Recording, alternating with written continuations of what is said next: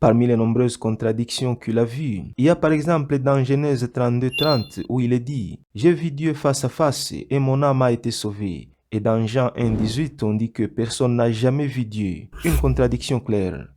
Assalamu alaikum, bienvenue sur Vérité Din.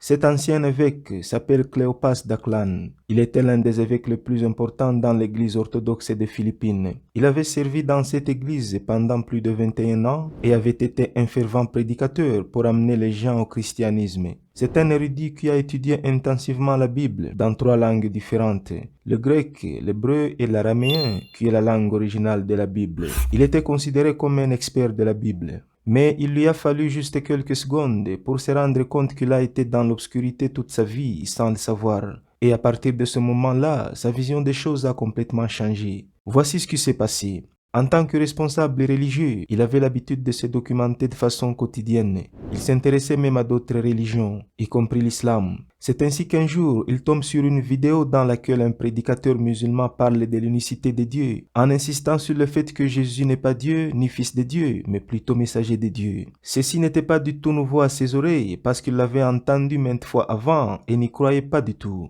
Mais la chose qui lui a beaucoup intéressé dans l'exposé de ce prédicateur, et auquel il a beaucoup réfléchi, c'est le passage du Coran qu'il a utilisé pour prouver que Jésus n'est pas Dieu. Il s'agit du verset 116 du 5e chapitre du Coran, qui parle de comment le jour de la résurrection, Dieu va questionner Jésus-Christ et lui demander si c'est bien lui qui avait enseigné aux gens qu'il était Dieu. Jésus répondra qu'il n'a jamais enseigné cela. Le verset suivant dit que Jésus dira qu'il n'a enseigné aux gens que d'adorer un Dieu unique, mais qu'il n'est pas au courant de ce qu'ils ont fait après son départ de ce monde. Le prédicateur musulman ne s'est pas arrêté là. Il a directement donné un autre passage, cette fois-ci biblique, et c'est ce qui a complètement bouleversé l'évêque. Voici le passage.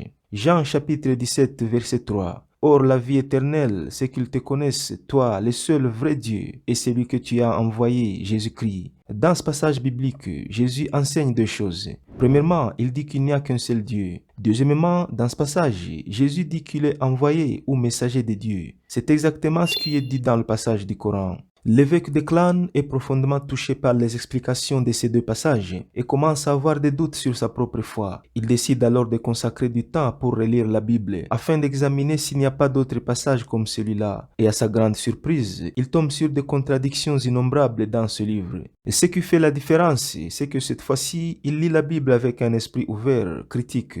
Il n'est plus enfermé dans une sorte des idées reçues qui empêchent l'esprit de s'ouvrir et de recevoir la lumière. C'est pourquoi il commence à percevoir la vérité. Parmi les nombreuses contradictions qu'il a vues, il y a par exemple dans Genèse 32:30 où il est dit « J'ai vu Dieu face à face et mon âme a été sauvée ». Et dans Jean 1:18, on dit que personne n'a jamais vu Dieu. Une contradiction claire. Une autre contradiction pour ne citer que ça. Dans Matthieu chapitre 1 verset 16, il est dit que Joseph, époux de Marie, était le fils de Jacob. Tandis que dans Luc 3:23, il est dit que Joseph était le fils d'Élie. Et des contradictions comme ça, il y en a beaucoup dans ce livre. Donc, après avoir remarqué cela, l'évêque se rend compte qu'il ne s'agit pas de la parole de Dieu, car Dieu ne peut pas avoir un double discours. Il a ainsi décidé d'étudier le Coran en profondeur, tout en posant des questions aux érudits musulmans. Il dit qu'après des recherches approfondies, il s'est rendu compte que le Coran est la parole originale de Dieu, la seule écriture qui décrit le monothéisme pur de façon simple.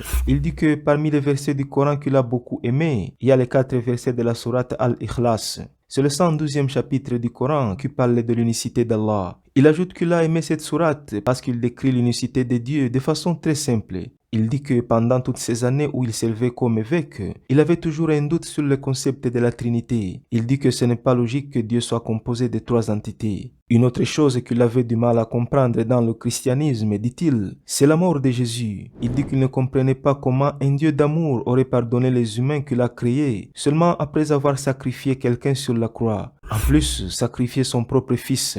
Après avoir compris que seul l'islam est le vrai chemin élaboré par Dieu, Cléopas Daklan s'est converti à l'islam et change le nom pour devenir Moussa Ibrahim. Aujourd'hui, c'est un prédicateur très actif aux Philippines qui fait le travail d'appeler les gens vers l'islam. Il dit qu'il est plus heureux aujourd'hui qu'avant. L'islam lui a donné une paix qu'il n'avait jamais connue auparavant. En fait, l'islam c'est la paix. Et quand on entre dans l'islam, on devient enveloppé de paix et de bonheur dans sa vie. Assalamu alaikum.